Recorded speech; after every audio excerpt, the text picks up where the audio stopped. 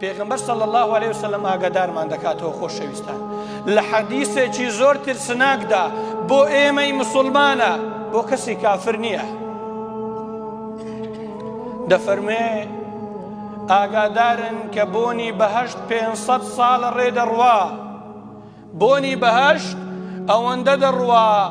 ڕێگای 500 ساڵ ڕێ دەتوانی بۆنی بەهەشت بکەی دەفەرمێ بەڵام دوو جۆر مرۆڤ هەن نەدەڕۆنە بەهەشت و نەبۆنی بەهەشتیش دەکەن یا الله ئەی پێغەمبەری خوا چێنەوانە صفهم لنا یا رسول الله صلی الله عليه وسلم بزانین خوشک و دایکی ئێمە و خێزانەکانی ئێمە ئەوانن ئەگەر ئەوانن ئێمە بۆ لێرە دانیشتوین بۆ نوێژ دەکەین بۆ ڕۆژوو دەگرین بۆ خۆمان ماندوو دەکەین چێنەی پێغەمبەری خوا دەفەرمێ یەکەمیان قوم معهم سياط كأذناب البقر يضربون بها الناس کۆمەڵێ خەڵکن هەندێک شتیان بەدەستەوەیە و داریان بەدەستەوەیە لە خەڵک دەدەن یعنی زوڵم لە خەڵک دەکەن ماڵی خەڵک دەخۆن پارەی خەڵک دەخۆن خەڵک لە سزنەکان دەکەن ئەوەی دەیکەن لە خوا ناترسن ئەوەمان زانیەی پێغەمبەری خوا ئەی جۆری دووەم دەفەرمێت دووەمیان نساء كاسيات عاريات کۆمەڵی ئافرەتن داپۆشراون بەڵام ڕوتیشن ئەی پێغەمبەری خوا چۆن داپۆشراون و ڕوتیشن جلچیان لەبەرە بەڵام کابۆیەکی ئەوەندە تەسکی لەبەرە سەرت سوڕ دەمینێت چۆن لەبەری کردیاوە وەسفی هەموو لاشەی دەکا دەفەرمێ ئەوانە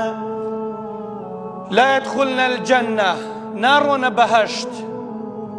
ئەی پێغەمبەری خوا خۆ ئەوانە نوێژیان دەکرد خۆ ئەوانە دەیانگو خوامان خۆش دەوێ خۆ ئەوانە دەیانگو پێغەمبەرمان خۆش دەوێ نەخێر کەسێکی خۆش بووێ بە گوێی دەکا گوێڕایەلی دەکا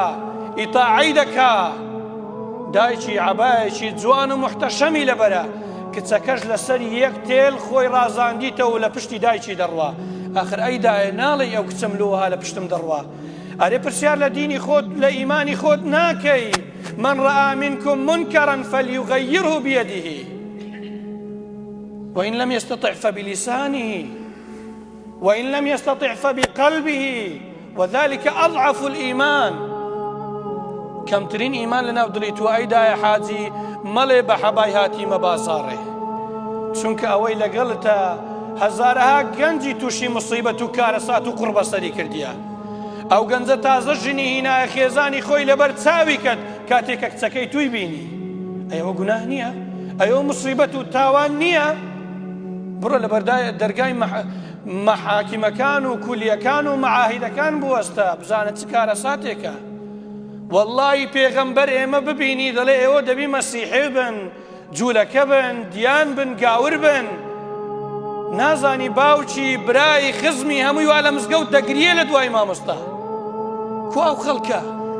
کوا دین و ئیمانێک ئەمرت پێنەکان ناوماڵی خۆت چا بکەی دەتەوێت بڕۆیە بەهەشت بەو دوینی ئیمانە زەحمەتە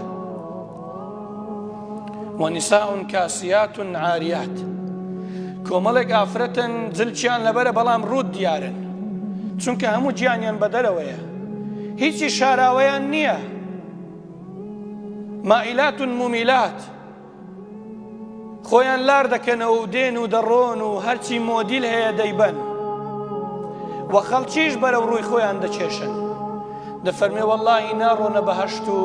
بۆنی بەهەشتیش ناکەن ئەگەرچی بۆنی بەهەشت 500 ساڵ ڕێ دەڕوا